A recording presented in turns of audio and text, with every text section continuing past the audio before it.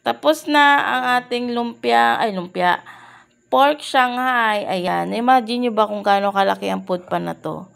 Ayan, ganyan din kalaki yung pork Shanghai natin na 5 pesos. Kita-kits po tayo sa grocery bukas or bukas ng umaga ay may luto na din po. Pork Shanghai, di ba? Solve ka na dyan. Hawakan natin muna.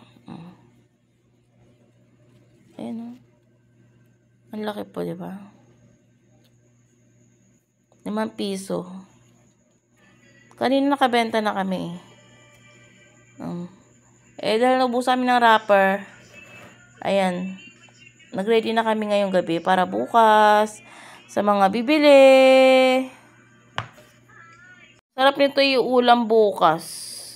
Kasi laki 5 piso lang. Saan ka pa, Charis? Kita-kits po tayo bukas sa grocery ha. Siyempre, dito si Francis, Deden. Ayun, nakita nyo ba ang haba?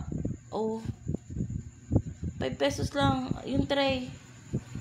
5 pesos lang. Pork Shanghai, 5 piso. Walang gulay bukas. Ito lang po, pork Shanghai lang muna po tayo bukas. Tapos, yung iba din, merong tokwa at basta meron ito bukas. Tapos may siomai pa din.